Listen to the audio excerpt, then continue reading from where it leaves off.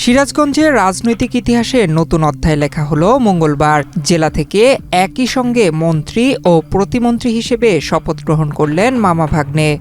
বিএনপির স্থায়ী কমিটির সদস্য ও সিরাজগঞ্জ ২ আসনের সংসদ সদস্য ইকবাল হাসান মাহমুদ টুকু এবং সিরাজগঞ্জ ৬ শাজাদপুর আসনের নবনির্বাচিত সংসদ সদস্য ডক্টর এম এ মুহিত। সম্পর্ক সূত্রে তারা মামা ভাগ্নে।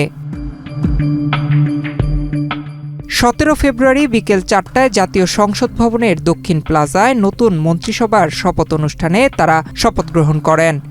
ইকবাল হাসান মাহমুদ টুকু বিদ্যুৎ, জ্বালানি ও খনিজ সম্পদ মন্ত্রণালয়ের মন্ত্রী হিসেবে শপথ নেন, আর ডক্টর এম এ মুহিত ডাক, টেলিযোগাযোগ এবং স্বাস্থ্য ও পরিবার পরিকল্পনা প্রতিমন্ত্রী হিসেবে শপথ গ্রহণ করেন। ২০০১ সালের ১ অক্টোবর সর্বশেষ ক্ষমতায় আসে বিএনপি নেতৃত্বাধীন ৪ দলীয় জোট। প্রধানমন্ত্রী হন খালেদা জিয়া। তখন ইকবাল হাসান মাহমুদ টুকু বিদ্যুৎ মন্ত্রণালয়ের প্রতিমন্ত্রীর দায়িত্ব পান। দীর্ঘদিন ধরেই বিএনপির রাজনীতিতে তিনি ছিলেন অগ্রপথিক। তাছাড়া জিয়া পরিবারের আস্থাভাজন নেতা হিসেবে নিজেকে গড়ে তুলেছেন।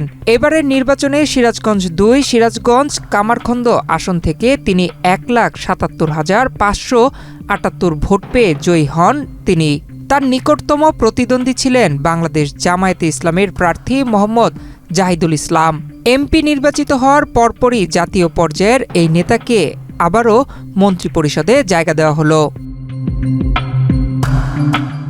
অন্যদিকে সিরাজগঞ্জ ৬ শাহজাদপুর আসন থেকে প্রথমবার নির্বাচিত doctor M A Muhith ১,৭১,৫০৮ vote পেয়ে জয়ী হন।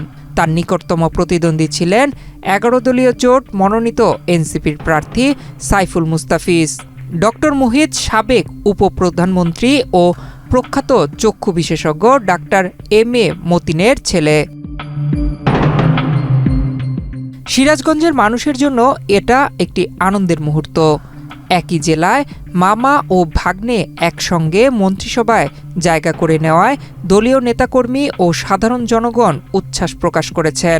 এই নজিরবিহীন ঘটনা শুধু সিরাজগঞ্জের জন্যই নয়, দেশের রাজনৈতিক ইতিহাসেও একটি বিশেষ সাফল্য হিসেবে লেখা হলো।